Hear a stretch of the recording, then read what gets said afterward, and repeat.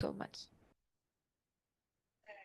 So, may I have your attention, the esteemed faculties and delegates? I would like to take a few moments of your time to introduce myself and the distinguished faculty members of this session. A very good evening and a warm welcome to all the dignitaries present over here today. I am Rituparna from Clarinet, serving as the allocated session assistant to ensure a seamless experience. Clarinet stands as India's most relied upon digital platform, offering a multitude of enriching services exclusively for the doctors. And it is with great pride that Clarinet serves as a digital partner for this online event hosted by the Indian Medical Association Medical Students Network. Now, let me introduce today's focus, that is history taking episode number 4. Now, without wasting any further minute, let's begin today's session, for which I would like to invite Dr. Viv Prasad to start the event today with his enlightening words and for the further coordination. So, over to you, sir. Please proceed. Good evening, everyone. The Indian Medical Association Medical Student Network National Council, in collaboration with AMBOSS, is proud to present a live webinar on clinical examination. Whether uh, you are a seasoned healthcare professional or a student just beginning your journey, clinical examination is a cornerstone of patient care. It combines medical knowledge, practical skills, and the art of patient interaction to provide accurate diagnosis, and better patient outcomes. In this session, we will be continue to exploring the key components of clinical exam, focusing on the techniques, tips, and the best practices.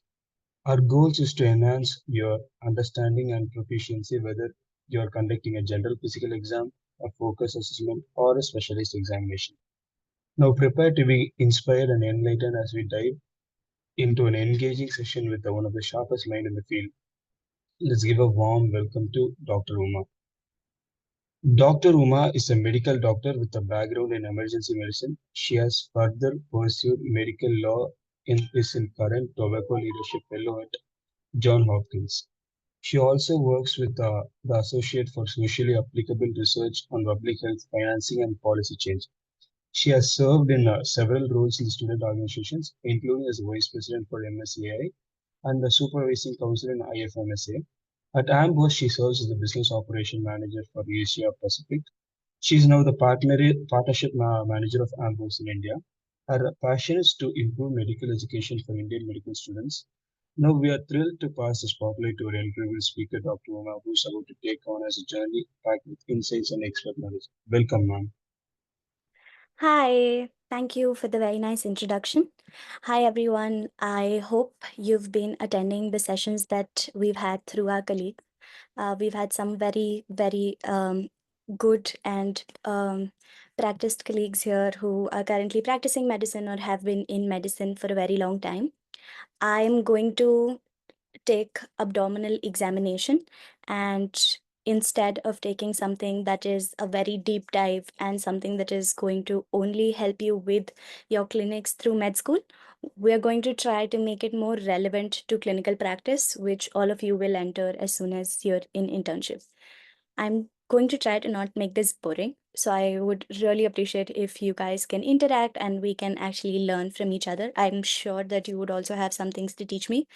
Physical examination differs across the world. There are different ways of formatting things. There are different ways and different tests that are done in different parts of the world and also in different schools. I'm sure you all have a format, a case sheet format that you follow, which may differ from medical college to medical college. And I think it'll be very nice to also discuss some of that.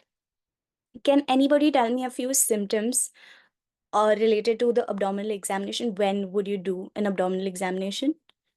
Any three symptoms that your patient's going to tell you, they're going to come with that history, and you are going to think, okay, this is when I need to do an abdominal examination. Any three symptoms?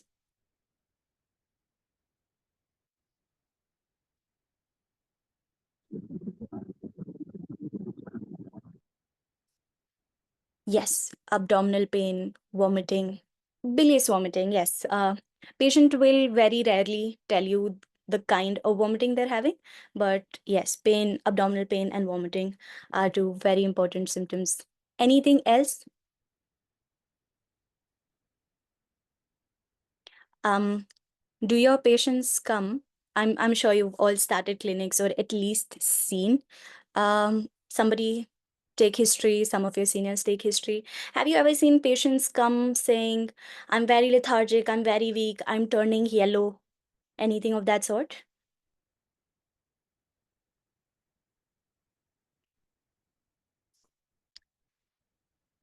Yes, nausea is there, but patients would very rarely come to the hospital because they're having only nausea. They're going to go to a pharmacist, get some OTC medicine for nausea. I described a very small clinical picture. Patients going to come saying that they're feeling very weak and they're feeling like they're turning yellow. When would a patient turn yellow? Eyes yellow. If it's a child, they would say even the palms are turning yellow. Yes, jaundice. Jaundice is one of the most important signs that you're going to see in long-term patients in the medicine ward. And pain, vomiting, etc., are the most common symptoms that you're going to see in the emergency. I'm going to try and relate most of the things that we discuss right now to how they're applied in the emergency, because unlike the exams where you're going to have about half an hour, 1 hour to do a physical examination, the emergency is going to give you less than 5 minutes. You have to be very quick and you have to be very, very logical about the tests you do and what you'll do. Thank you, everyone. Great answers. I saw somebody writing engorged veins. And yes, if the patient is very worried, if they're an anxious patient, if they're a very well educated, medically well educated patient, they are going to take engorged veins as a sign as well. But that is comparatively rare, and make that much of an effort when that happens. So we're going to do a few clinical cases in the beginning instead of doing it at the end, which is most commonly how people do it, because I want us to think and relate clinical medicine to the examination that we study. So we have this patient, a healthy 32-year-old man who's coming to the emergency because they have worsening abdominal pain and vomiting, just like somebody mentioned. So history is very important here, because unless you know what you're looking for, you can't really do all clinical examinations and then decide what you want to have. Clinical examination is an add-on to confirm the diagnosis that you're getting on history. So very clear history is very important. Does anybody have any idea what this looks like?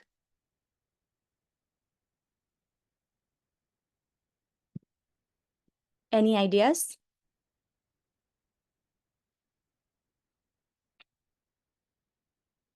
Okay, let's start a little more basic. What does the abdominal examination here show? Has anyone heard of epigastric pain on palpation and guarding? Anyone who's heard of pain on palpation and guarding? What is guarding? Appendicitis. Yes. That could be a differential diagnosis, and that is a very important differential diagnosis because it's a comparatively young patient and they're saying that they have guarding. Guarding is common in appendicitis, and the Murphy's sign is negative, but that does not really mean that they have appendicitis. Appendicitis would present a little more with different labs, basically. You're getting a very, very direct answer here, mentioning the lab tests. You have AST, ALT, bilirubin. It's indicating something a little above above the umbilicus, basically. Any idea? Any ideas? What do you think this patient is having? This is a patient who has pain, who has vomiting, who has had chills, no diarrhea, so does not feel much like an infection. Um, he says that he does not take medications, so no chronic condition. Alcoholism, a little present. So you go a little more up in your diagnosis. Hepatomegaly could have hepatitis. You see a alcoholic patient, you can think of a hepatitis, but before hepatitis, you would actually get two other organs which can be more affected. When you have a patient who comes with a bad abdominal picture and alcoholism, you think of three organs. You think of the liver, the gallbladder, and the pancreas. Here, I want you to focus on the key info that this is trying to give you. So let's see.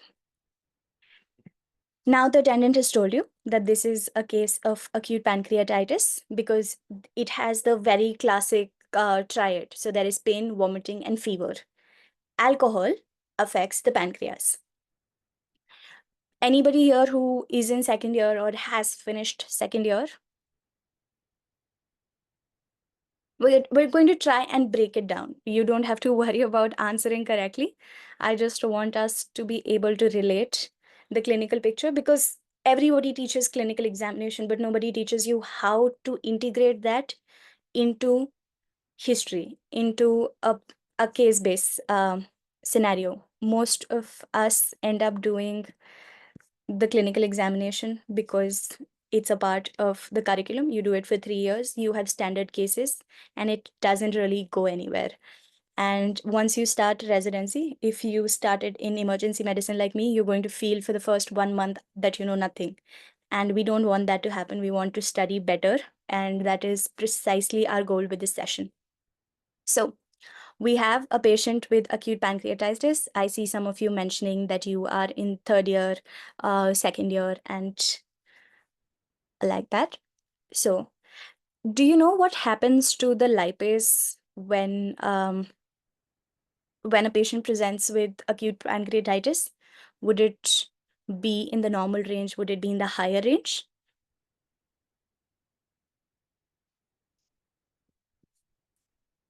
Yes, lipase should be elevated. So we have these two scenarios. There are two sets of patients that have elevated lipase. So I'm guessing it's going to be one of these. What happens to AST, ALT? Those are liver enzymes, right? They're also going to be deranged, but deranged like what?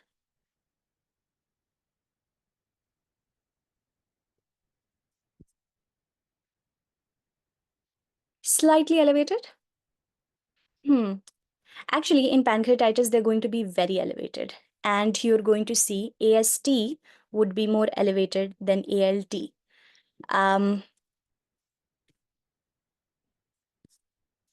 They would be slightly elevated if the patient wasn't presenting with full-blown acute pancreatitis, but there's a very high chance that this person is going to go into neurological and respiratory failure with the kind of history that they're giving.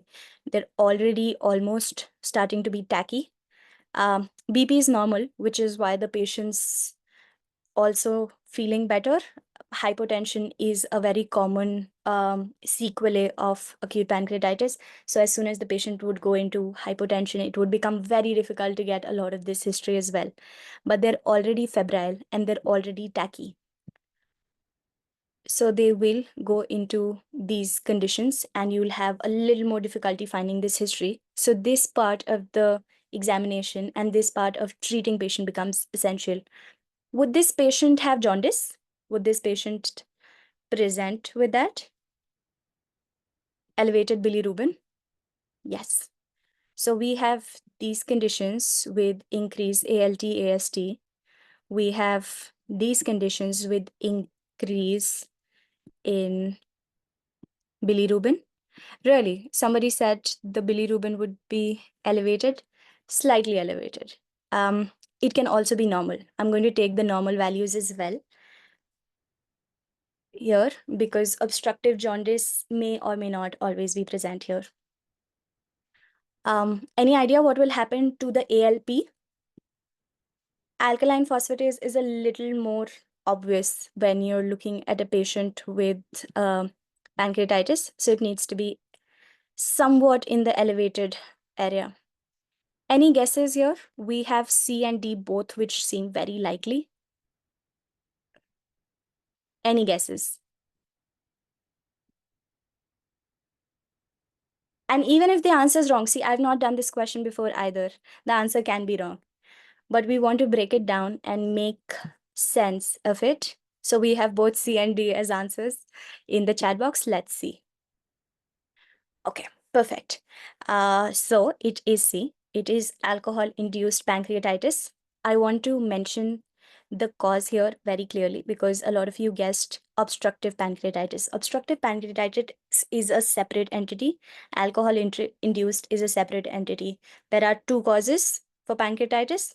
These would be the two.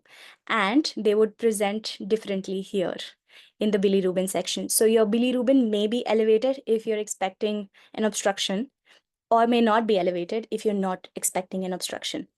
Is this clear? Does it make sense? You know, the only reason we had Murphy's mentioned at all here was to confuse patients and, to confuse students. Everyone clear on this?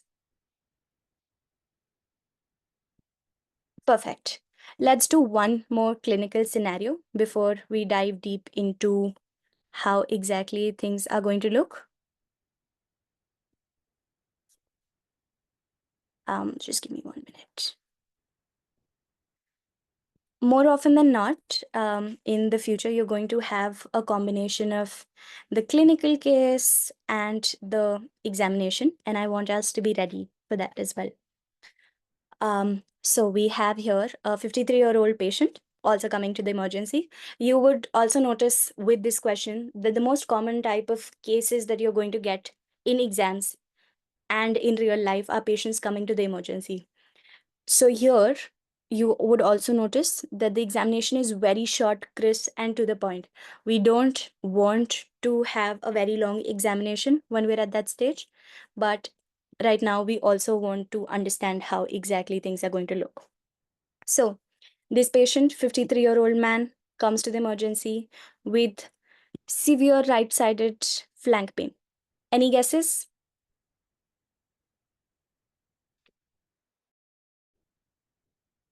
Very important history. It's a pain that is radiating upwards, is colicky, very sharp intensity. In a particular region, he can pinpoint the region. He's also saying that this is a first episode. This is an isolated episode. He's also mentioning that he drinks sometimes, but it does not seem as relevant to the case here. And he's on a medicine. He is taking something already. He's uncomfortable. He's starting to be a little tachycardic. Blood pressure seems normal. But the examination is very different. The examination doesn't show that this is just something that has appeared in the past 3 hours. It shows that there is a soft, non-tender abdomen, but there is tenderness. There is tenderness in the right costovertebral angle. What is the organ that exists in the right costovertebral angle? Anybody? What are the organs under the vertebra? There aren't a lot, actually. Any guesses? You don't have to make guesses. There is very clear mention of what is happening through the CT as well. Can I have guesses now? What do you think is the cause of this tenderness?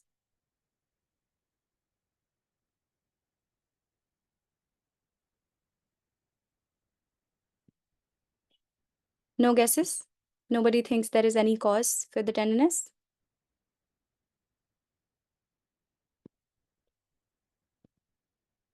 Okay. Even if you don't think that, it's fine. And you want to see the clinical picture, you want to see what urine analysis is going to give you, etc., etc. This is very USMLE, this is very need-based. I don't want us to answer this, but I want to show you that everything that is presenting to the emergency is most likely to be something that is acute, where you're going to have very little time to examine and your examination needs to be spot on. It needs to be linked to your history. Any questions here with how to see a patient and how to actually correlate the clinical scenario to the clinical examination? If not, we're going to dive right into what exactly is the order of examination. Perfect. So we would go to our, for anybody who's already attended the previous sessions, you would know that you end up going here. You go to clinical skills, history, and physical examination, and we want to see the abdominal examination. We'll also open up the video on the side because that's also going to be very relevant to us. So, can anybody tell me how exactly you do an abdominal examination? Anything basic, any one point that you remember out of what you've done, out of what you've seen, anything of that sort?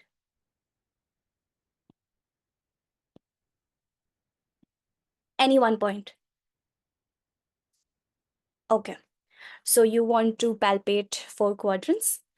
Yes, true. You want to palpate, you want to do inspection, you want to do palpation again.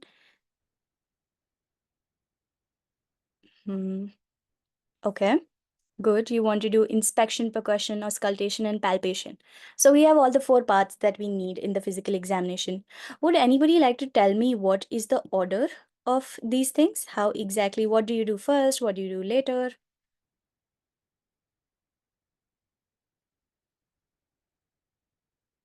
Inspection, palpation, percussion, and auscultation is the answer I got. Anybody wants to mix these things up a little and tell me what might be a better way to do things?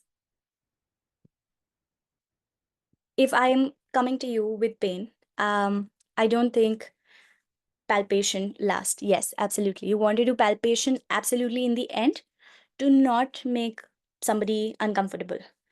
So you have inspection. What is going to come next?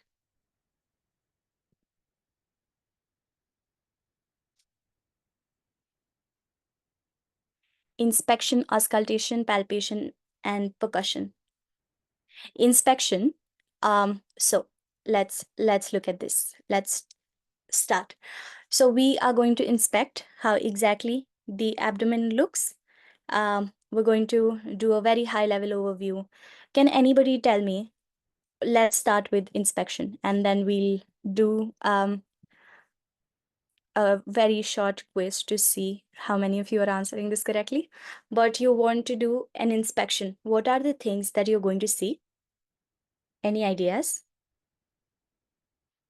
So this is my patient, and this is also the X-ray vision that allows me to see how exactly their organs are going to look.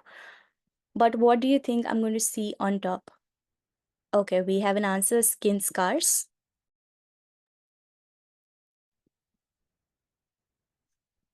You want to see the shape, you want to see scars, sinuses.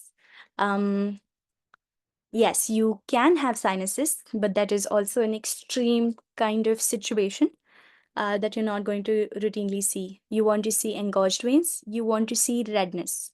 I'm guessing you mean you want to see hematomas or spots. You want to see how the umbilicus looks. Absolutely. What else do you want to see? And in what order?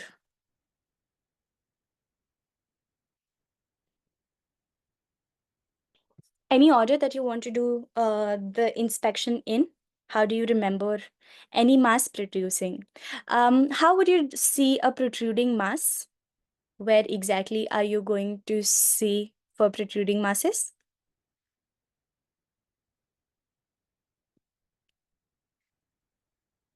Are you going to look somewhere specific?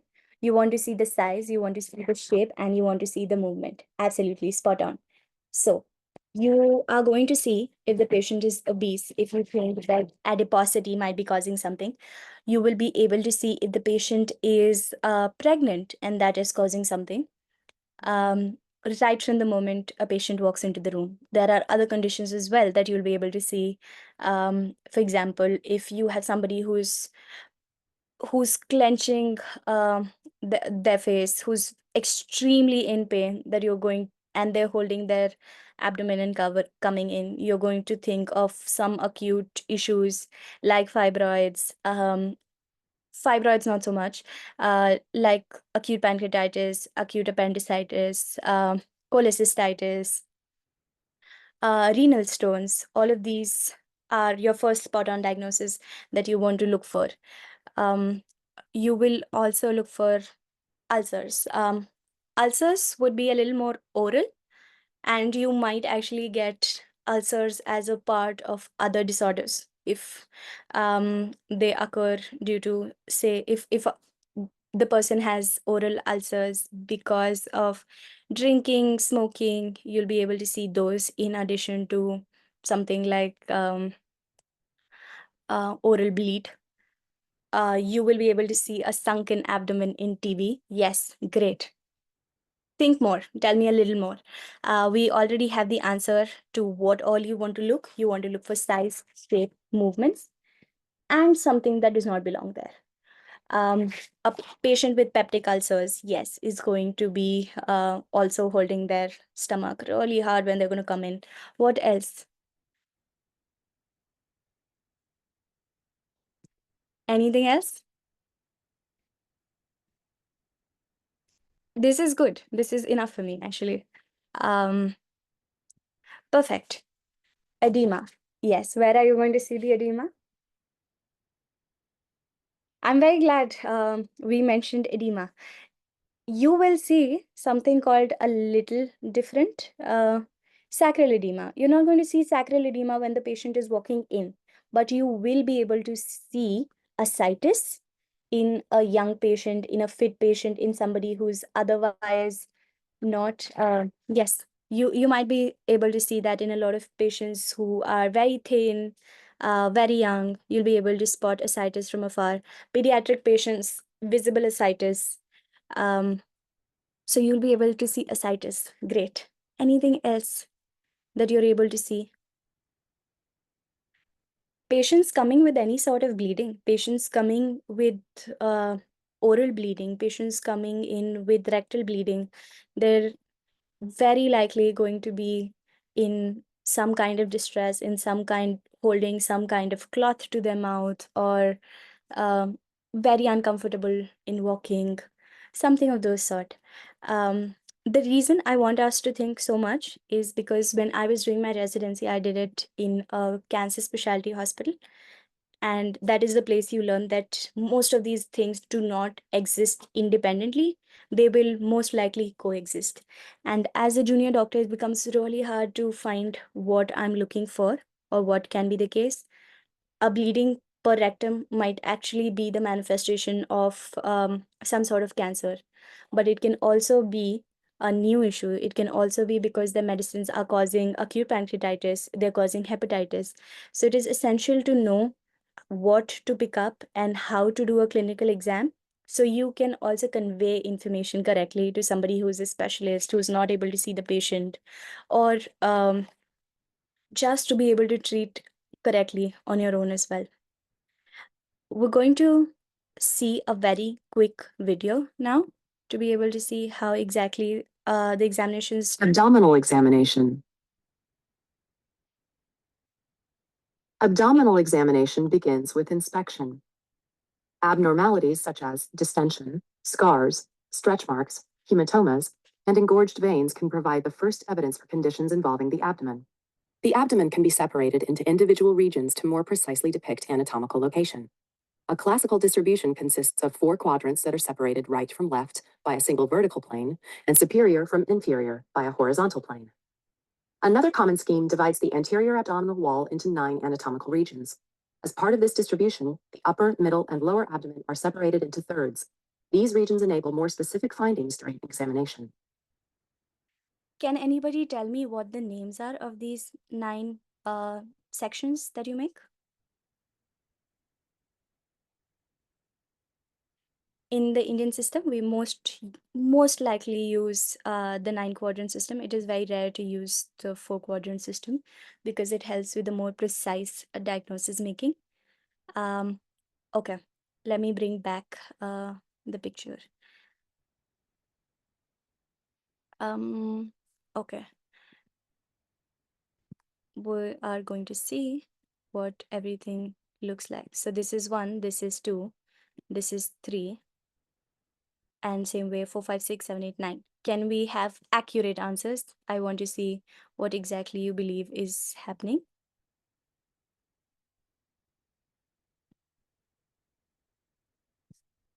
Okay, so we have left and right hypochondrium, epigastric, umbilical, right and left lumbar, hypogastrium in the chat. But where exactly? What is 1? Can anybody tell me what is 1?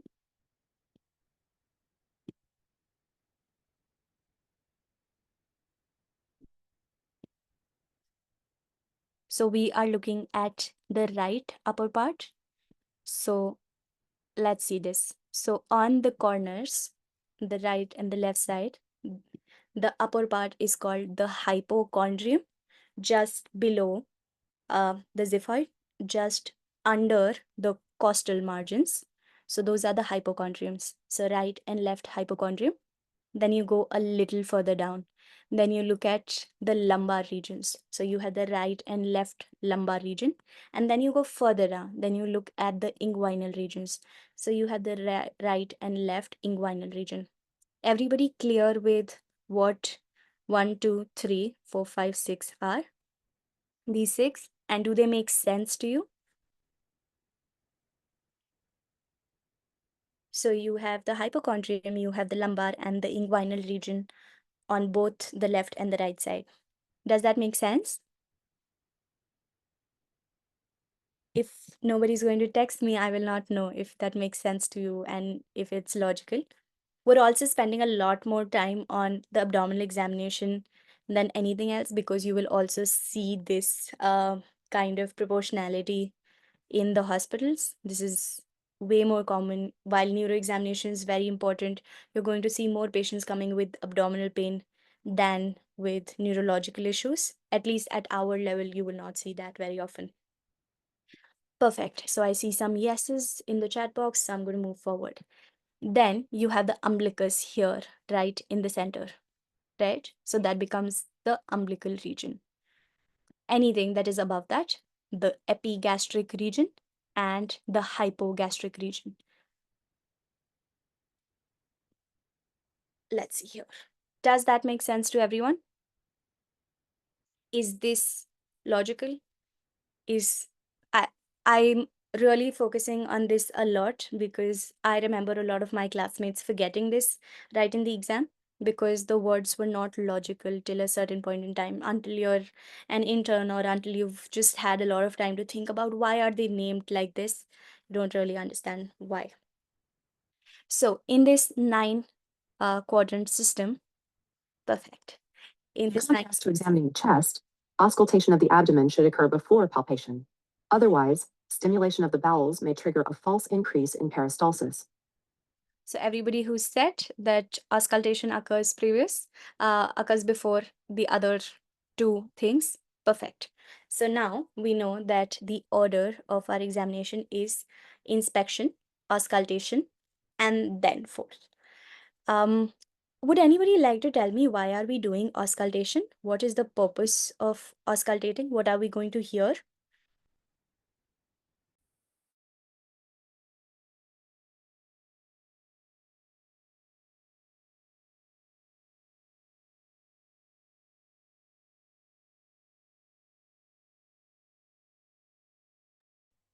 Okay, so we have bowel sounds. What else are we going to see? Anything except bowel sounds that you actually hear?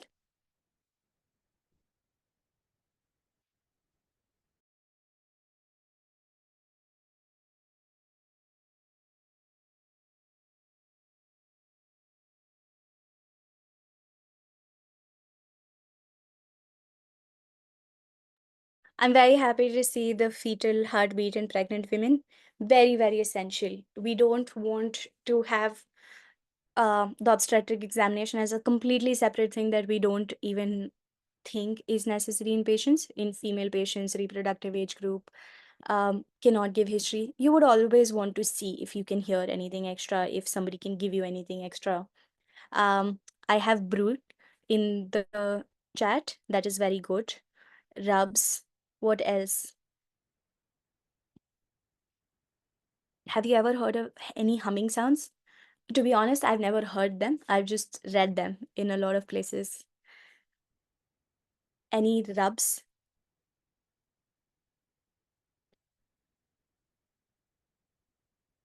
You get a lot of different kinds of sounds, but we will mostly focus on peristaltic sounds and what has been called as bruit. A lot of different pronunciations, not really sure how the correct pronunciation is. My professor said it's a bruit, so I'm going to call it that. Um, so let's start by peristaltic sounds, which is the abdominal sounds that everybody was talking about. Are abdominal sounds the same as free fluid sounds? Do you actually hear free fluid?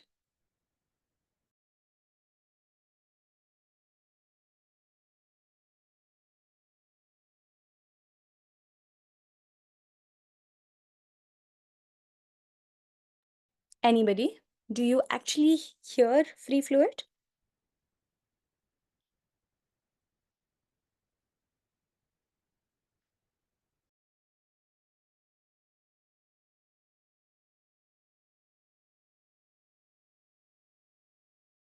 I'm going to wait till everyone answers that, or at least one person answers that, because I think that's very important to think about. You will hear it on percussion. You will not hear it directly with your steth, because it's not a natural occurring sound. Free fluid does not naturally make any sounds. It makes a movement related sound. So what you're going to see on percussion is mostly peristaltic sound in every single patient. You want to see if there is any bruit. You want to see if there is any venous um, sound. You want to see if there is any rub. Most likely, it's going to be very hard to know if you can hear a rub or a venous hum, but we want to talk about it very briefly today because yes, we'll talk about it very, very briefly today because they are important in your clinical examination exams that you're going to give throughout postings. But let's start with peristaltic sounds, and I will answer the question of what are rubs and other things, like I see in the chat box a little later. So you're going to hear sounds. So they're going to be very short term sounds. Going to see you're going to hear actually clicks, you're going to hear gurgles, very gas like sounds that you will be able to tell in the abdomen as you have. What do you have in the intestine? Do you think there is a movement that causes these sounds? There has to be something causing these sounds, right? Air does not in itself cause any sounds. The intestinal movement, yes, peristaltic sounds, because there is peristalsis. Peristalsis happens in, so there will be a contraction, there will be a relaxation, there will be a contraction, relaxation, but not at the speed of the heart. So you will have a sound in about every 10 every 2 minutes lasting for 10 to 15 seconds. So there will be a peristalsis lasting for 10 seconds and then it will relax and not make another sound for 2 minutes. So you usually want to hear something for a maximum of 2 minutes. It's going to take time when you're starting off. You want to do it a little longer. You want to focus on hearing every single thing that you can hear. But usually, if you can catch a peristaltic sound the first go, you want to hear correctly how it sounds and you want to move forward from there.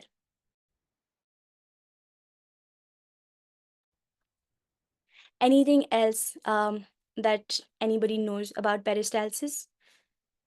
Is it abnormal at certain points in time? Is there anything that you specifically want to notice in how the peristalsis sounds?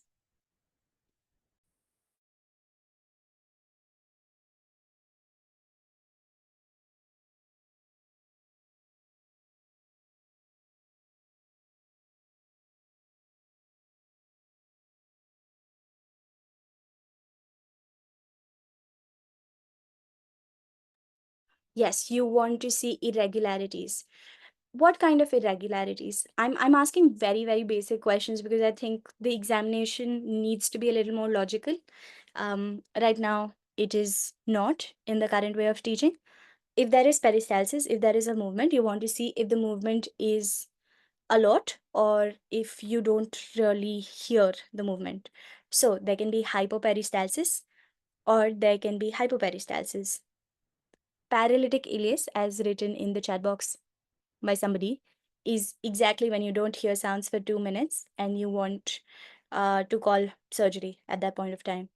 You want to tell them that there is paralytic ileus, and paralytic ileus most likely is a sequelae of surgery. But when do you see hyperactive ileus? Any answers?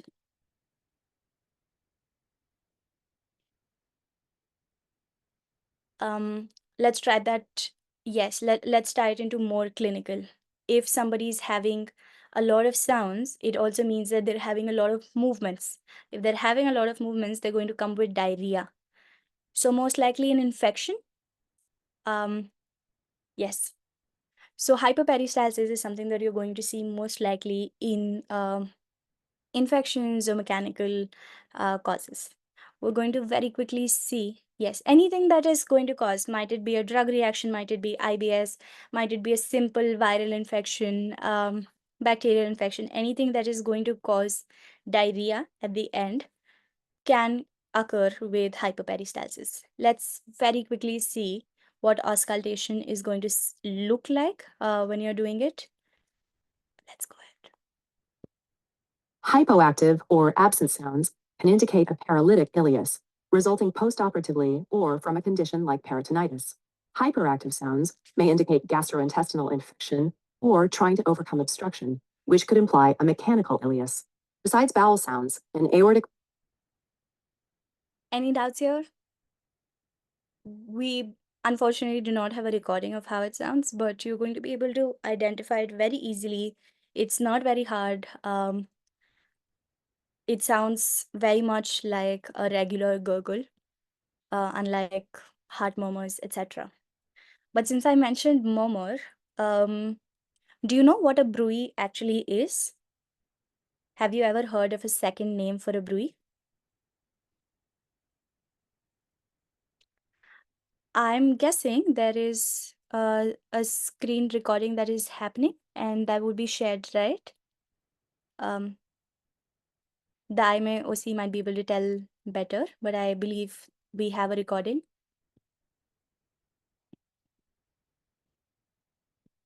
I'll just confirm that for the people who are asking me in the chat for the recording, but we'll get back to you on that at the end of the session. Let's get back to bruit for a minute. A vasoconstriction, very nice. Does it feel like a vascular murmur then? Bruit is caused by vasoconstriction. That is right. But in physical terms, you don't want to think that the body has 50 kinds of sounds and 50 kinds of processes. The processes are very simple.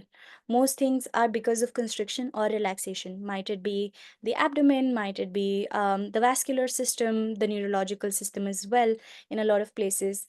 It's most likely simple processes causing different kinds of reaction. So bruit is called a vascular murmur. It happens due to vasoconstriction or stenosis. And it will happen in all kinds of arteries, all kinds of big arteries. That brings me to my next question. Does anybody remember what are the big arteries in the abdominal region? You don't have to know correctly, and I'm not asking you to name them one by one. Anything that you think is a big artery with sound. Yes, abdominal aorta. What else? Renal artery. Very good. Because we mentioned renal, let's mention the other organs here. Mesenteric, not really. Mesenteric is a little deeper. Um, and they are branches. So you would rather consider the abdominal aorta and the iliac instead of going to the external internal iliac or superior inferior mesenteric artery. So you have the aorta and then you have below the iliac. Anything in between? Somebody already answered renal artery. I want you to think about what are the other organs, because big arteries are usually going to supply organs. That is why they're important here. That is why we want to see if all organs are getting enough blood. What are the other organs that you want to look at in an abdominal examination? Splenic and hepatic. Absolutely perfect. So, two important arteries above and below aorta and the iliac. The three other organ supplying arteries, which are hepatic, splenic, and renal. These are the 5 arteries where you're going to hear for bruit. So their openings are where you're going to hear for bruit, and they are usually going to occur because of a stenosis of the particular artery and because of the patient presenting that way. These are a little hard to identify, and you want to very clearly master the art of learning how to hear a murmur before you can hear them. But you should always try to palpate and try to actually auscultate patients to be able to understand better the picture. It's hard, and I've never seen somebody identify either because clinical examination is not done in such detail, but you want to know the process. So we're going to look at the process now. Aneurysm or stenosis may be auscultated at the upper umbilical area. Listen for possible renal artery bruits bilaterally from this area. Assessing percussion sounds is helpful in determining the size, position, and Perfect. Any other questions in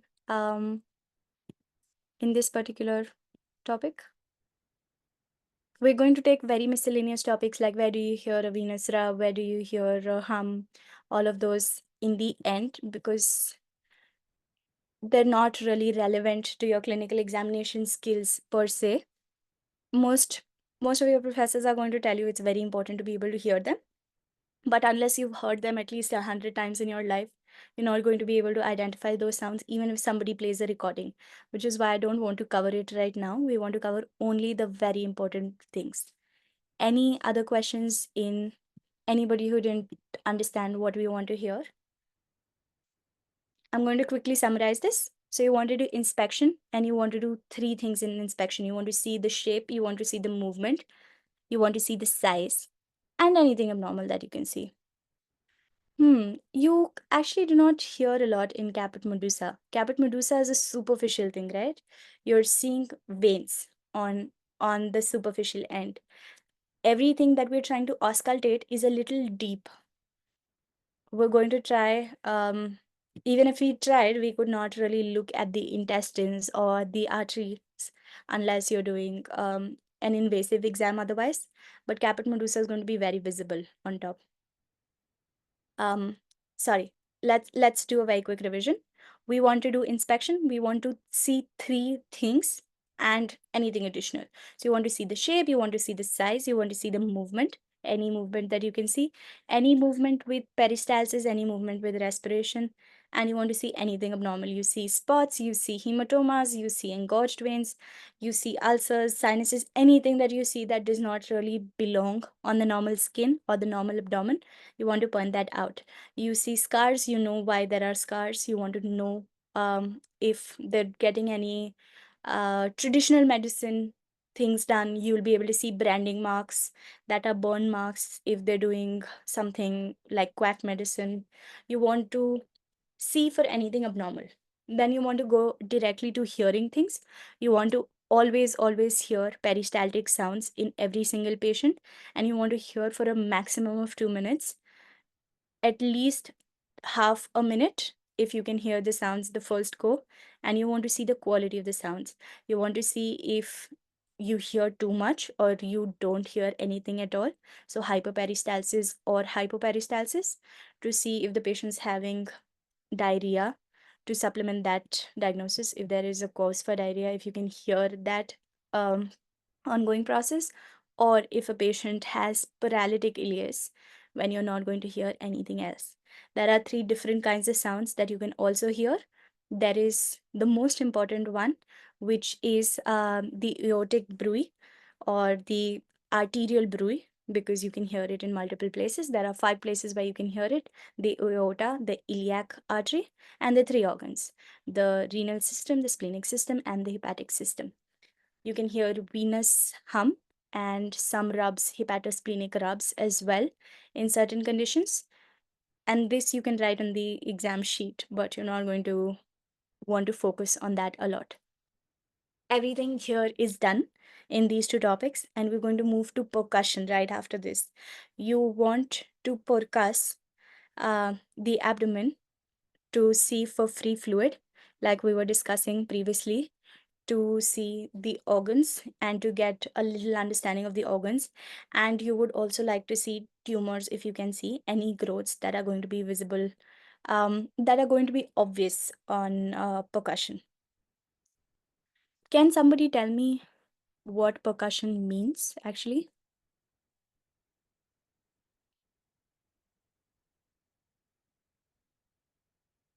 What is percussion? What are you trying to create?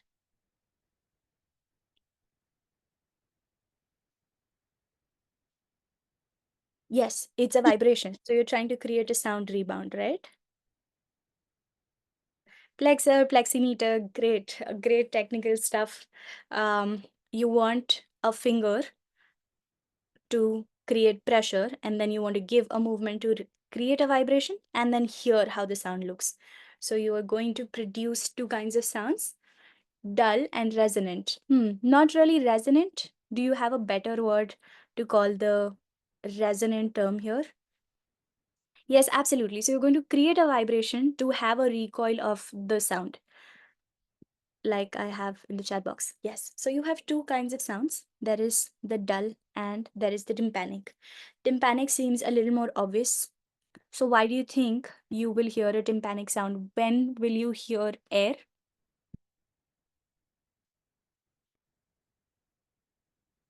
In air-filled organs, right? What are the air-filled organs?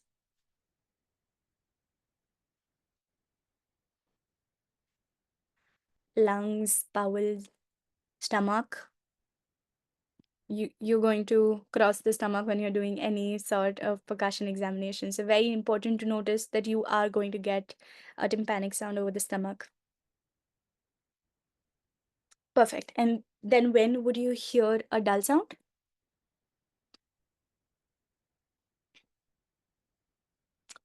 Okay. Instead of every organ separately, we are just going to call it organs. And solid organs, of course. Solid organs and any growths of solid organs like tumors. And the most important thing, we were discussing this repeatedly in the first 2 parts of the examination. What is this one thing that you're going to be able to see a patient have and you're really careful of that? Fluid. Aren't you very careful of that? So fluid is the most common thing that you want to focus on in your percussion. Your inspection was a high level overview. Can we see anything abnormal? Your auscultation was very specific to peristalsis, so very specific to intestines. Your percussion is very specific to seeing fluid or any kind of tumor. Tumors are relatively hard to find because they need to be big enough for you to be able to percuss them. But for tumors and for any kind of fluid, you want to see this. Can anybody tell me what is fluid? Why are we discussing fluid so much? And what is the kind of fluid that we're looking at? Is this pus? Is this blood? Is this something else?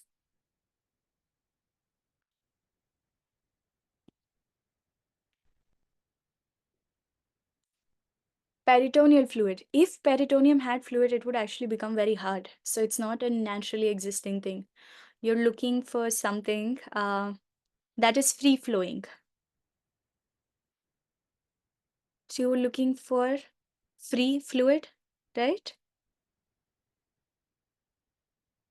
You can't really hear the fluid in your vessels. So in the answers that I'm getting, it's not lymph, it's not blood, it's not pus. It can be either of those things depending on a patient. But you care about it being free or not free. So if it is free fluid, you're going to be able to hear it because the exam supports that. If it's not free flowing, then you're not going to be able to hear it on percussion. Does that make sense?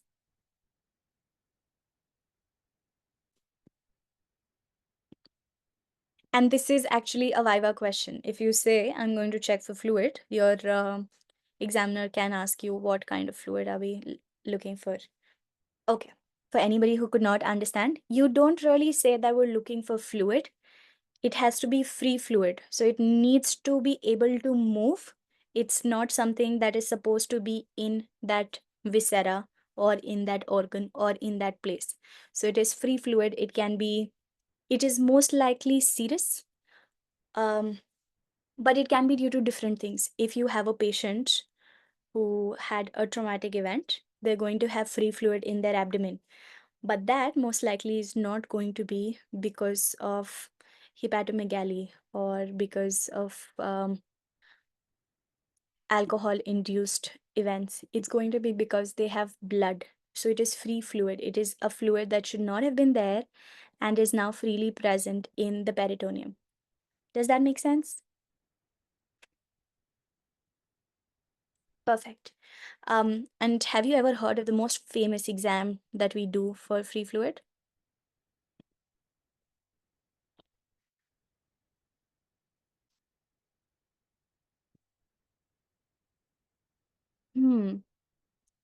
It's not ultrasound. Ultrasound is great, but we don't really have the resources as a country to get an ultrasound in most patients. And especially not if it's an emergency patient, you're not going to wait for an ultrasound. Fluid thrill, not really. Shifting dullness. Shifting dullness is the most classic test that is going to tell you if there is free fluid or not. I don't know how exactly it's taught in each one of your medical colleges, but my college had a list of tests that we had to do, which starts from puddle sign, then there is hand knee test, then there is shifting dullness, horseshoe shaped dullness, and fluid thrill. The reason there are a lot of tests is because they all are able to tell you different volumes of fluid collection. Does anybody know how much fluid you can actually, how much fluid is minimum required to have any shifting dullness?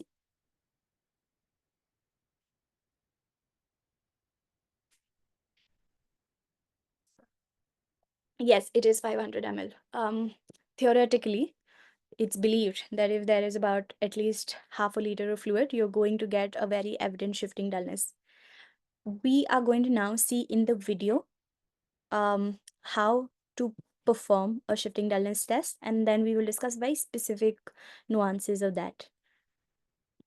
Density of abdominal contents. Solid organs, fluids, or tumors lead to dull sounds that may sound similar to percussion sounds of the thigh. I'm extremely sorry. I just remembered that I'd increased the speed, and we're going to do this again. Sounds is helpful in determining the size, position, and density of abdominal contents.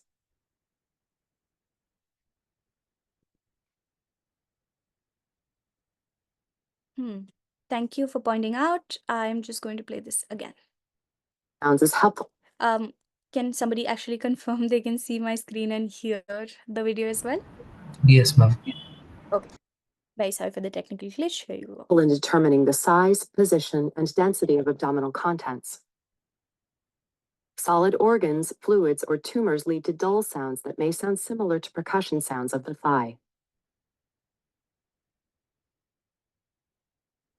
Can everybody hear the tympanic sound?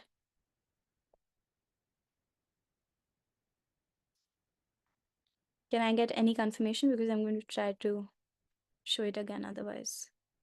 Of the thigh. In contrast, I'm going to need some sort of confirmation. Okay. If not, I'm just going to copy paste this video and you can hear it later.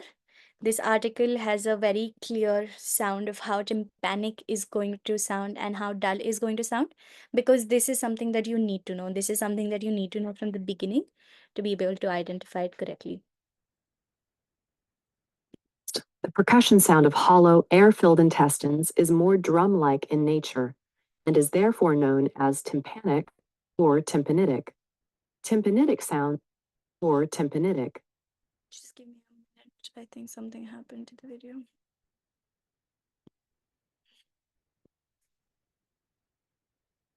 Hollow, air-filled intestines.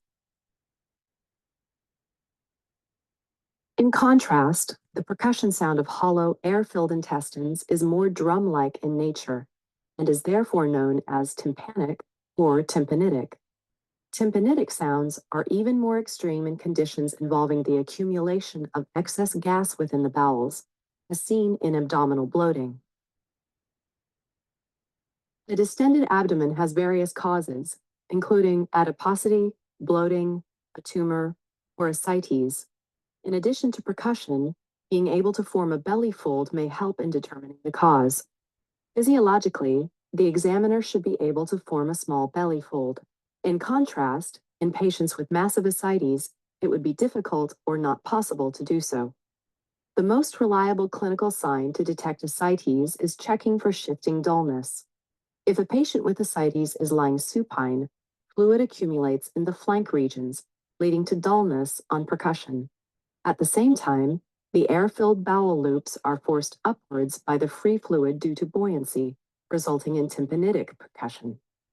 To locate specifically where dullness shifts to tympany or the air fluid level, percussion should be performed from the sides towards the middle. To confirm that the dullness is caused by ascites, ask the patient to switch to a lateral decubitus position. If ascites is present, the air-filled bowel loops will shift accordingly and remain at the surface of the fluid. As a result, the air fluid level will shift as well. This is known as shifting dullness.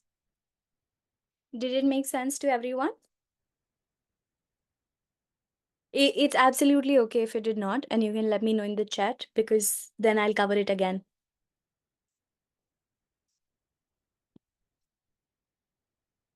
Let me try to cover it anyway. Can anybody tell me if they saw a pattern of how the doctor here or the examiner here was moving? What direction were they moving from and where they were moving to?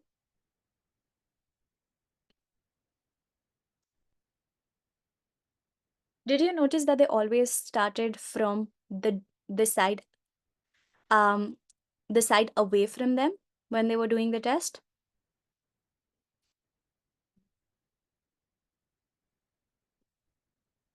Okay, let me open this one up. So when you have the patient, you always and you're standing here, this is where you are. You want to always percuss in this direction.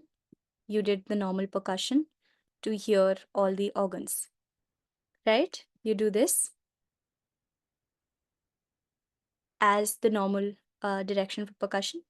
And then when you want to do fluid thrill is not, shifting dullness is not percussion. It is a separate test that is done through percussion. You do percussion in this direction to see if you hear anything abnormal. If you hear, you should normally hear gas in this region, in the middle region.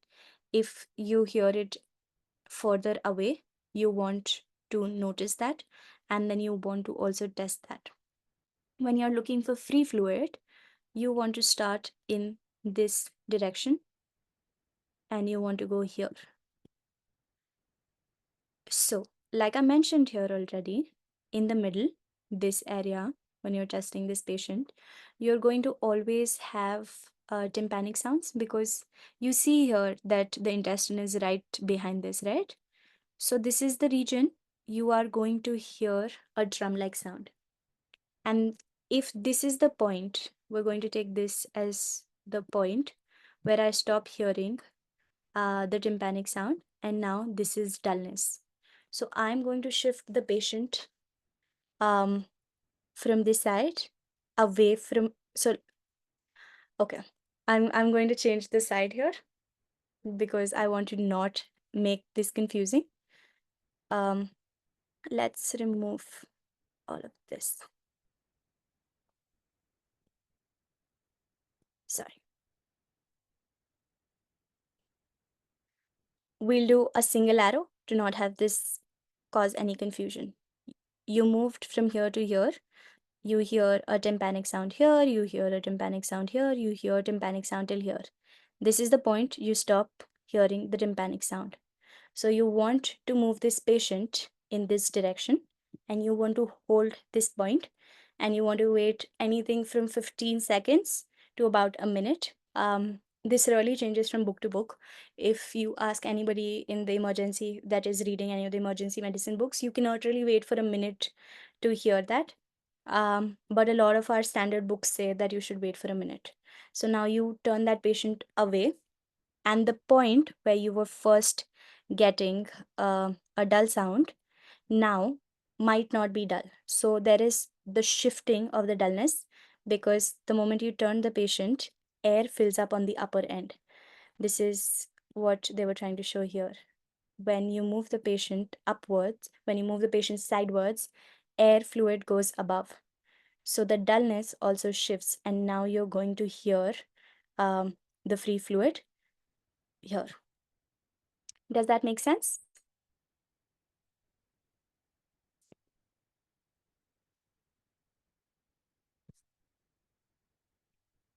Perfect. Let's let me clear all the drawings. Okay. Then in percussion, it is also very essential for us to do the second part of percussion. You don't only want to look for free fluid, you also want to look for organs. So we are going to now see how exactly organ examination is done. I'll show you how the free fluid examination looks like on this video, because you will always have access to this video. And the goal of these videos has been to be faster for revision because they're short. So let's check that out, and then we will also move to how exactly you're supposed to examine organs.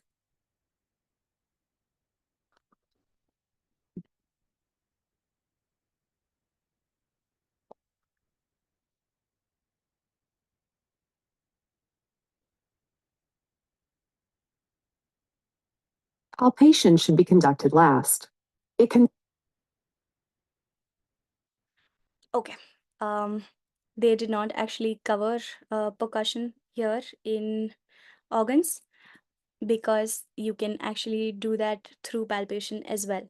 So we will look at how palpation is going to show organs, and you can read up more, or we can discuss that in the next session as well, about how you do percussion, because it is usually a repetition of the same process. And the goal of these videos has been to be on point and not to follow every single thing that there is on those very long case sheet lists that we have. Any questions about percussion? We'll very quickly do a revision. So percussion is a sound. You're going to cause a vibration to hear the rebound sound. There are two kinds of sounds that you're going to hear in palpation of the abdomen. That is tympanic, which will come from hollow organs that have air. And there is the dull sound that you're going to get from all visceral organs, any tumor, and the fluid. You want to do two kinds of things in the percussion. You want to check for fluid, and you want to percuss the organs as well. Percussion of organs is not shown here, and I'm also going to try to skip that because it's repetitive, but you want to know how to percuss free fluid. The gold standard clinical examination test to percuss free fluid is shifting dullness, but there are other tests for other volumes of free fluid. If the free fluid is less than about 120 ml, there is something called the puddle sign that is done. The knee elbow test that is done. then about 500 ml of free fluid is going to give you a positive sign on shifting dullness. And then there is horseshoe dullness and fluid thrill as well. Any questions? Let's move to palpation then. Be uncomfortable for some patients, causing them to tense up. To help relax the abdominal muscles, you can try distracting patients with a conversation or asking them to breathe deeply. To prevent the patient from tightening, Very sorry, I have in the chat other signs. Um, we can actually discuss about other signs, but like I said, it does not really stay relevant to how to tie in clinical examination with a patient or a case, because it's very hard to ask anybody coming into the emergency to do the puddle sign examination to stand on their knees and elbows, for example, to do that, which is why it's not done. Also, it's considered that 100 to 120 ml of fluid does not require any intervention. And we don't usually perform the puddle sign. Is that okay? the abdominal muscle, Sorry.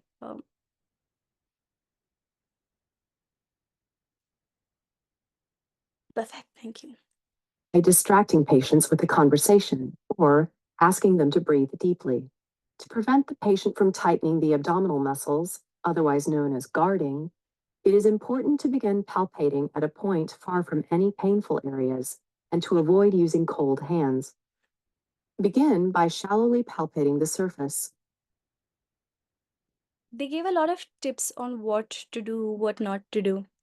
Can anybody tell me, can you all tell me what you picked out of those guidelines, those recommendations? What should you do? What should you not do during palpation?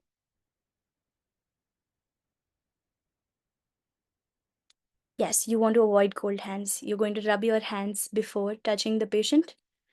And that is something that you should also do to your stethoscope. You should try to keep it on your palm before you actually touch your patient. Anything else? They gave like 4 or 5 recommendations.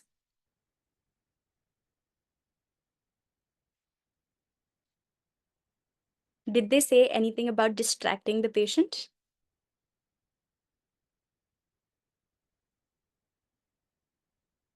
Yes, you don't want the patient to be very conscious of the examination. You want to talk to them, you want them to be doing something that does not really keep them from overthinking and tightening their stomach.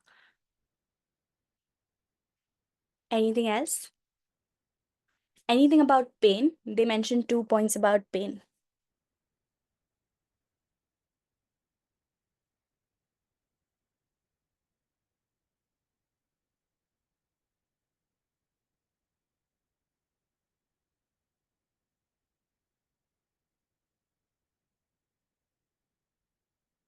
No? Nothing about pain?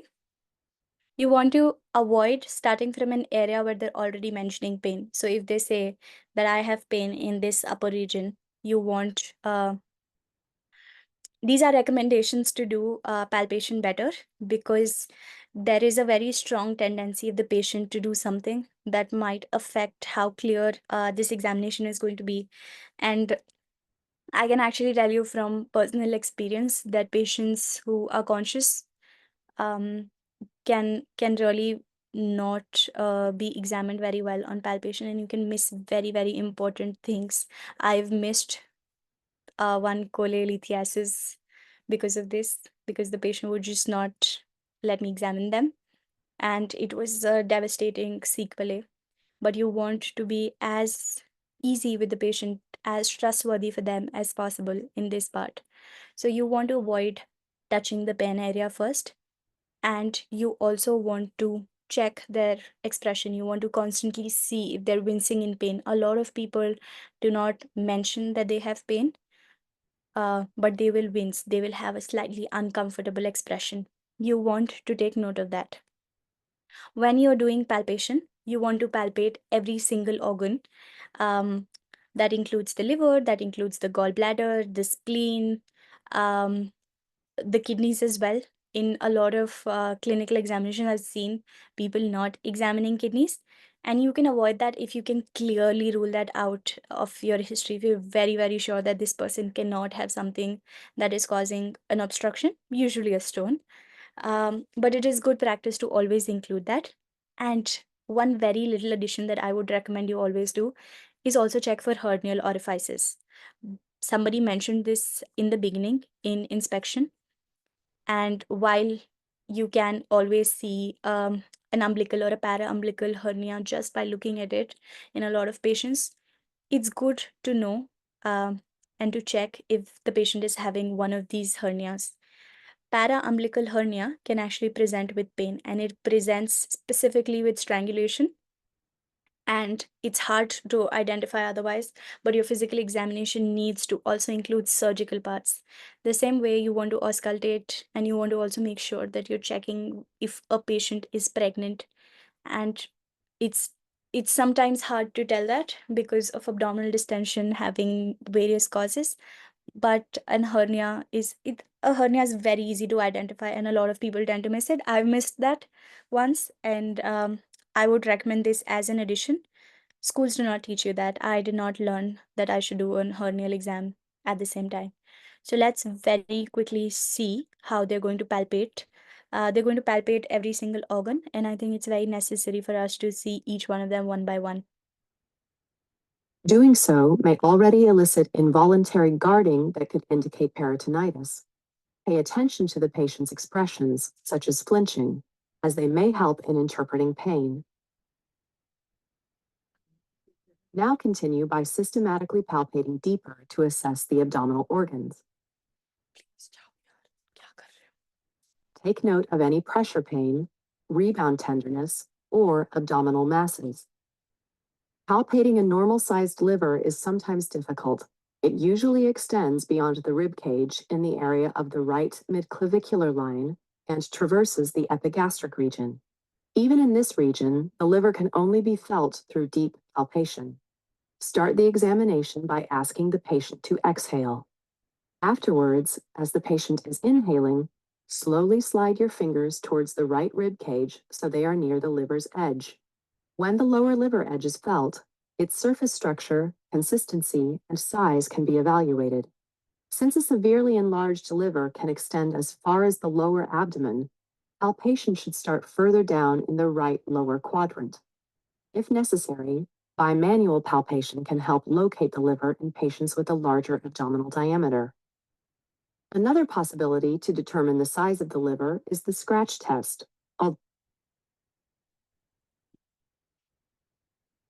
Can anybody tell me what they took from that part of the video?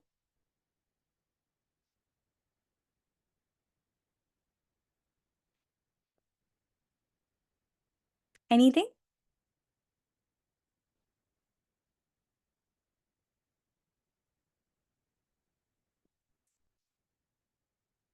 Yeah, absolutely. They conducted a liver palpation, but what did they do? Anything specific? Yes, you start from the lower quadrant. Which lower quadrant? Which side is the liver on?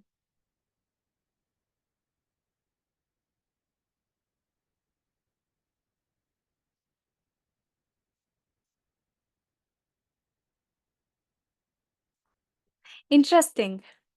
Um, you don't start from the right side, guys.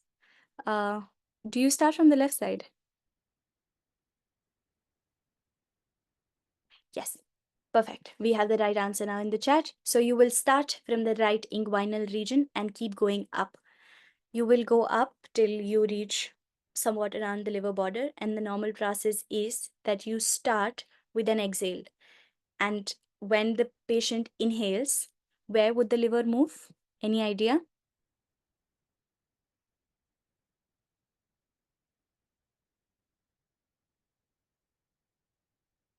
Would the liver move down?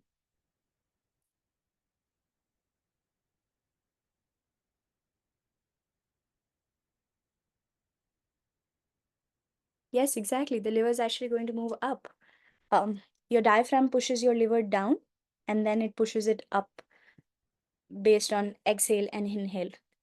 So when you're palpating a patient, the moment they inhale, you're going to see that the liver moves up and you're going to be able to palpate the border. When you palpate the border, you want to see if you feel anything different in the consistency. That is also going to come with practice, and you want to exactly point out where you feel that.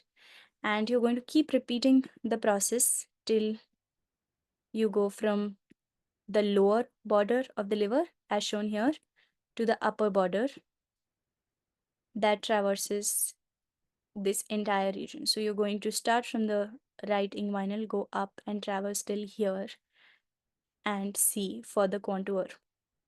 Any questions? Anybody wondering why we're actually trying to palpate the liver? Why are we actually trying to palpate the liver?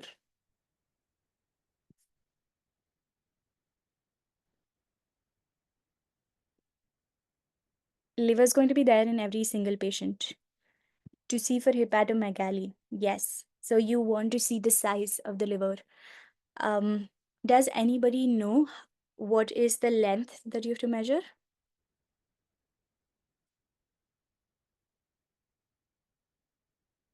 I mean, I can do. This is where percussion would come back into the picture, because unless you know where the upper border is, what is the point of knowing where the lower border is?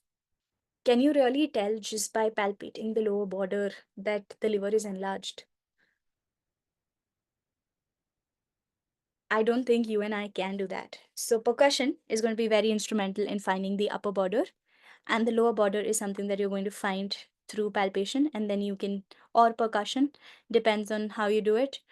Trust me, I've never been able to do this right because it has little relevance to what a medical student is doing.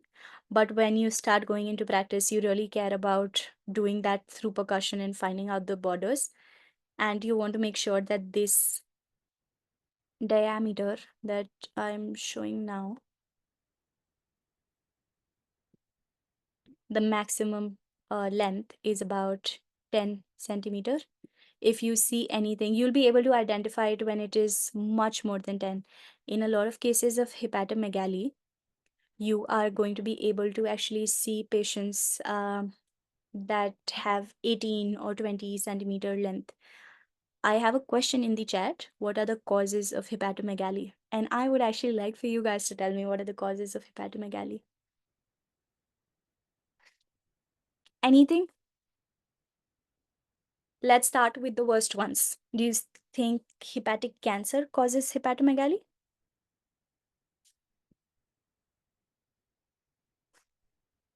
Let me try to pull up the article as well here so that it makes a little more sense to everyone.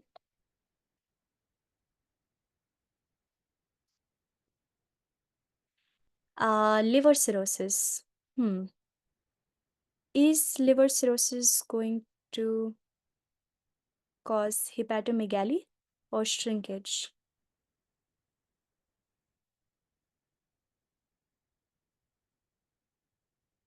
Yes, that's not the right one. Perfect.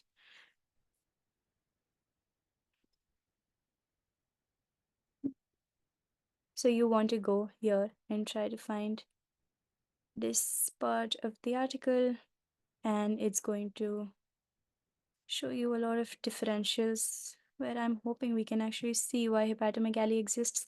See, I don't remember a lot of causes, to be honest, except for fatty liver, which is funnily the only thing I remember at the moment. Anybody, hepatomegaly causes.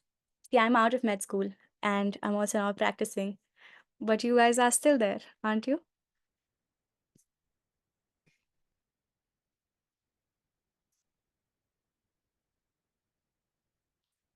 It's very weird.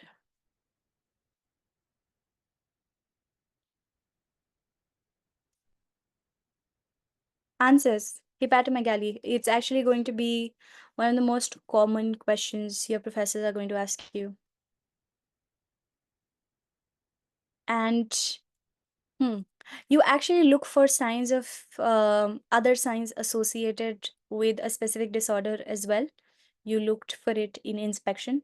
You were trying to see if there are any signs of edema, pedal edema. So you would have a couple of causes related to that. Anybody, any ideas? A place where you would also have pedal edema?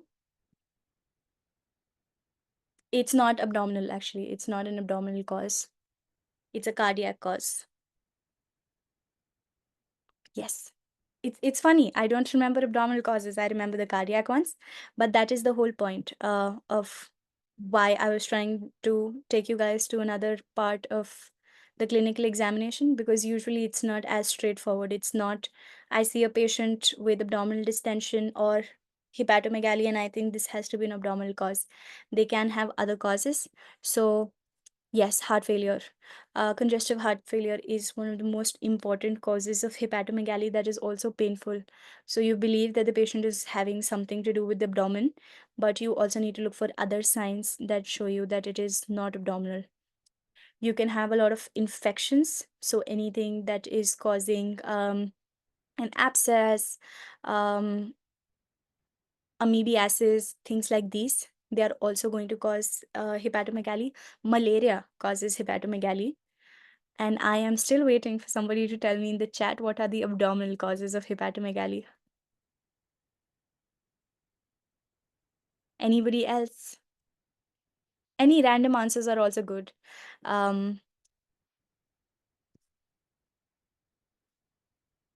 Glycogen storage, yes, absolutely. Also Budd-Chiari. Budd-Chiari would also cause that. I also remember learning some sort of mnemonic that I don't really recall. But there are a lot of glycogen storage disorders. There are cysts, malaria, other infections, heart failure, other kinds of cancers. You want to include blood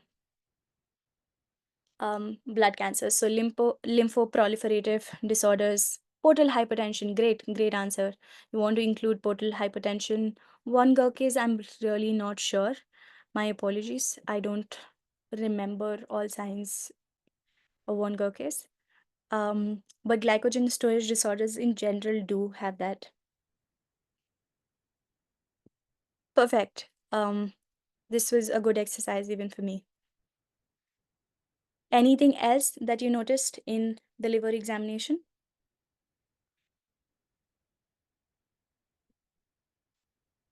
Nothing? That's absolutely okay. When you're palpating the liver, actually, you will also end up palpating the gallbladder, and the gallbladder is not normally palpable. So if the patient flinches in pain while you're doing that process, it's very likely that you've palpated the gallbladder. Any conditions that you think gallbladder will be palpable and painful? It's a sign. It's one of the famous signs. Do you know the sign's name? Yeah, I see answers there. Very interesting. We have answers.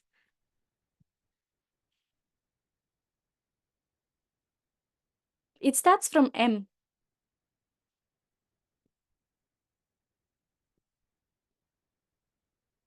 Yep, Murphy's sign. The patient flinches when you touch the gallbladder, actually. And this happens in a lot of kinds of inflammations of the gallbladder. Cholelithiasis can cause it if it is occurring with cholecystitis, but remember, most tenderness is due to inflammation. So if you have any itis, you're going to see some sort of a pain reaction, some sort of tenderness. So the tenderness of the gallbladder because of cholecystitis, cholelithiasis, or any of those things is going to cause a positive Murphy's sign. Down in the right lower quadrant. If necessary, bimanual palpation can help locate the liver in patients with a larger abdominal diameter. Another possibility to determine the size of the liver is the scratch test, although its reliability and precision remain. I'm really sorry. I'm not sure why that keeps happening to my laptop. Controversial. I'm going to skip one test that they show here on the video because scratch test is really not done in India, and even its effectiveness is very questionable. Let me just skip this. Can you see my screen now? Yes, ma'am. Perfect, thank you. And scratch tests reveal a physiological liver size. The craniocaudal length of the right liver lobe and the midclavicular line is around 10 centimeters. These examination techniques can help in examining a suspected hepatomegaly. Do not replace the standard clinical practice of abdominal ultrasound, which helps assess the liver more precisely. Assess the gallbladder next, which should only be palpable in a pathological state, for example, if hydrops is present. Palpation takes place somewhat medial to the midclavicular line below the right rib cage. Evaluating for tenderness on palpation is important since it may indicate cholecystitis. Cholecystitis can also be evaluated by testing for a positive Murphy's sign. To test this sign, first ask the patient to exhale while palpating the gallbladder area medial to the midclavicular line. Now, instruct the patient to take a deep breath so the gallbladder is pushed down and against the examiner's fingertips as the lungs expand. If cholecystitis is present, the patient will experience a sharp and sudden pain, causing an abrupt halt to inhalation. This reaction is known as a positive Murphy's sign. Any questions here? If you do an individual examination of the gallbladder and you look for the Murphy's, then it's called a Murphy's sign. If you do the exact same process, because it is the exact same process to also palpate the liver border, you ask them to exhale and then inhale. And that is the same thing that you have to do for gallbladder. But if you're suspecting that the patient has some sort of an inflammation of the gallbladder, you can simply do that. You don't have to go and start palpating the liver border, because time is also of very, very great importance. When you're trying to diagnose a patient, you cannot have them for half an hour like we have them for clinical exams, etc. Any doubts about these two? The liver and the gallbladder? If not, we're going to move to spleen, and we're going to see one of the methods to actually do the spleen examination. The spleen is generally not palpable in healthy adults. A pathologically enlarged spleen is palpated under the left costal margin during inspiration as the inferior edge descends to the examiner's fingertips. If an enlarged spleen is already suspected, palpation should begin further down. The examination may be facilitated by gently lifting the left flank of the patient ventrally.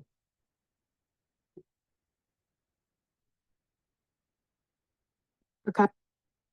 There are a lot of methods of examining the spleen, and this is a very famous question in clinics. I'm not really sure why. I'm not sure who's ever found a difference between those. There are four methods of examining the spleen. There's a single hand method that we saw. There is something called the dipping method, the hooking method, and the lateral position method.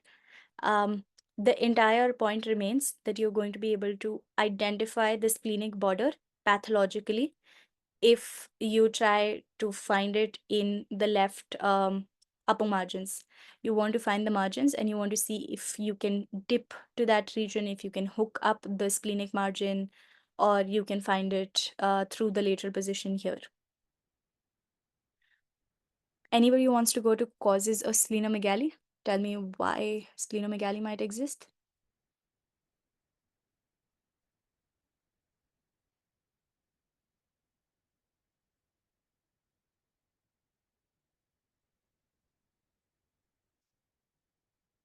Yes, leukemias.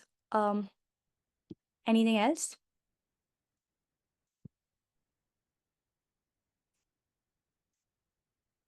Sickle cell anemia, very good. What else? You're going to see a group of children, especially for people studying in the right Indian border. Anybody working in Maharashtra, Karnataka, Gujarat, more commonly going to see patients coming with thalassemia. Thalassemia has such evident splenomegaly, hepatomegaly. That is the one place where I actually saw splenomegaly. And you're going to be able to identify it only if it is pathological. And you need to remember that you're mostly not going to see a splenic border in most patients. Then we want to go to percussion of kidneys very quickly. Percussion of the kidneys, located in the retroperitoneum, can also be done on abdominal examination. Keep in mind that the upper pole of the left kidney can be found at the level of the 12th thoracic vertebra. Because of the liver, the right kidney lies around 3 centimeters lower than the left.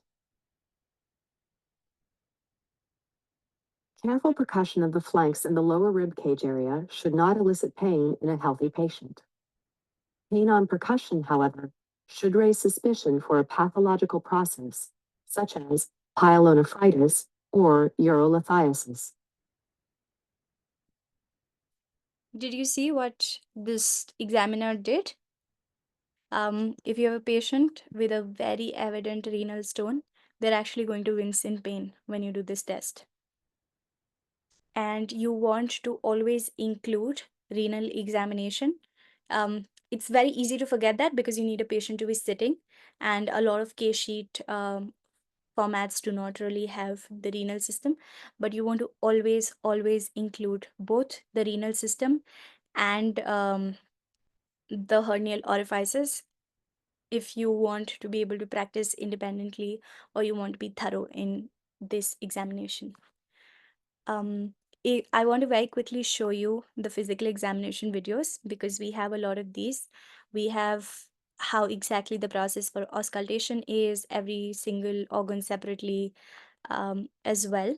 There is an entire section where you can read more about this. So if you go to the library articles, you can read more about history and physical examination.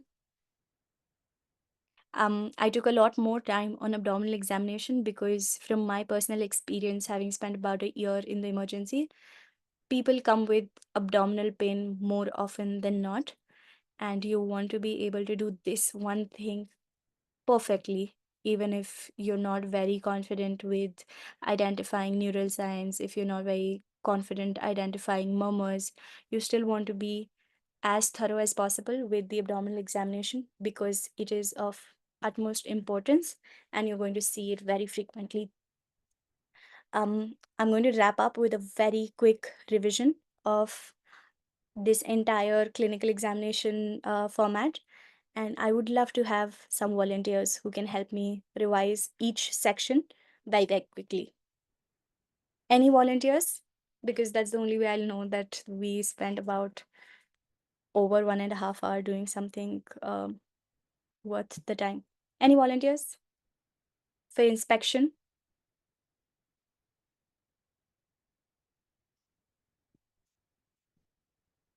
No volunteers?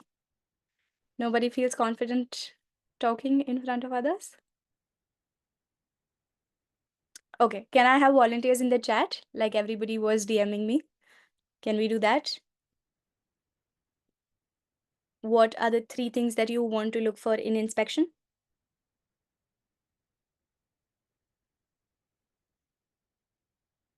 Nothing.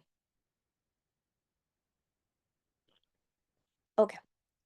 Okay, we have answers. Shape of chest. Not really doing chest examination, but you want to see shape, you want to see size, you want to see movements and anything abnormal, anything at all. Then you are going to go and do auscultation. You want to hear sounds, you want to hear the abdomen in general, and you want to see if you have any bruit, so any arterial sound indicating a stenosis. You want to hear a venous hum that would indicate more pressure on the venous system, which means something like portal hypertension. You want to hear for rubs, which will indicate any sort of inflammation. You want, yes, absolutely, abdominal distension. A venous hum, HUM, is a humming sound that you can hear when there is portal hypertension. So there is a lot of pressure on the venous system. So it is believed that you can hear the veins properly. I've never really been able to identify a portal hypertension patient that way. The jugular venous pressure and the pedal edema kind of give that diagnosis away. But it is I would actually recommend that you guys try to hear it in patients that you see. And I was also training during COVID, so not a lot of people were coming. So it'll be very nice to know if any of you hear a Venus hum someday, and let me know. So Venus hum, you're going to hear if so you always want to remember for any kind of sound, any kind of movement, you want to see what the prefix is. If it is a venous sound, it basically means there is pressure on the venous system, which means that you're going to hear blood. Again, you're going to hear blood humming through the portal system.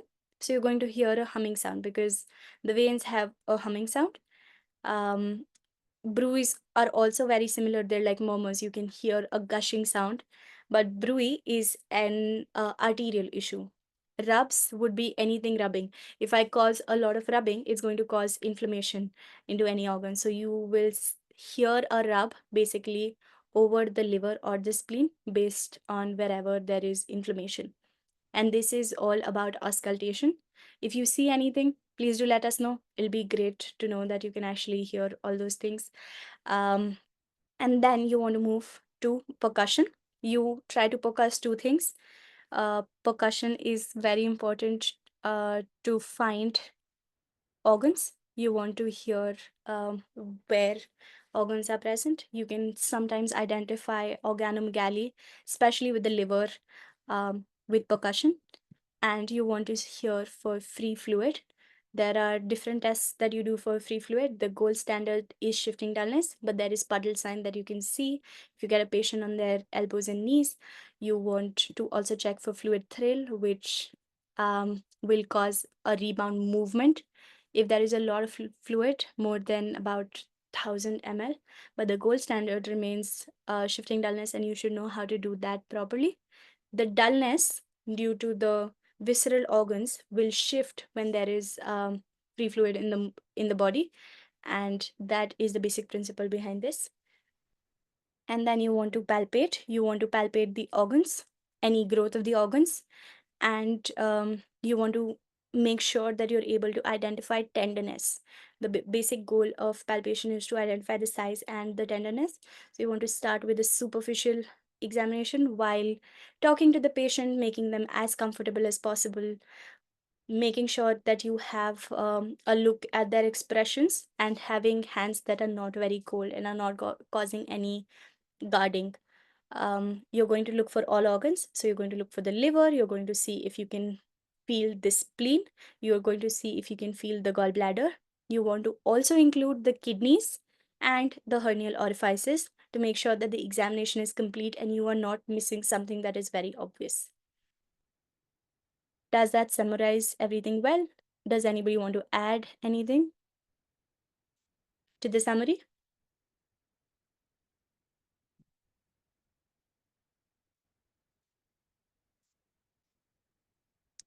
Perfect. I'm going to guess not. Thank you. This has been a very long session, and I hope it was useful for you. I'll give it back to the IMA OC. Thank you so much, ma'am. It was a wonderful session. Definitely the most interactive among the four sessions we've had till now. And definitely we learned a lot today. So if there are no further clarifications or doubts from the students, I think we'll proceed with the vote of thanks. Vipra? Vote of thanks. We would like to express our heartfelt thanks to our speaker, Dr. Uma. Now, on behalf of the organizing committee for sharing her experience and knowledge, it's a matter of great pride for us to have you on the panel and enlighten us all here.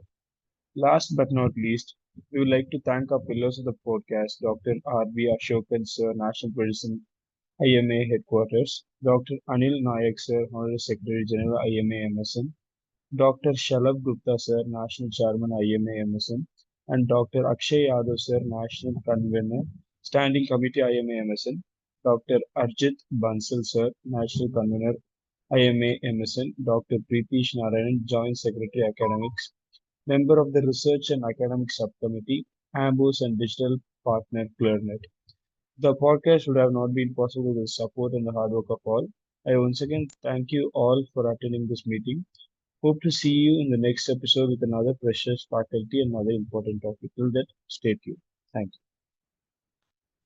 Thank you, dear doctors, for sharing your valuable insights. I hope you had a seamless experience. And looking forward to host you again very soon in another interactive session in the near future. Till then, stay safe and healthy, and wishing you all a very happy Dasara in advance. Thank you. With all your permission, then we are signing off. Goodbye.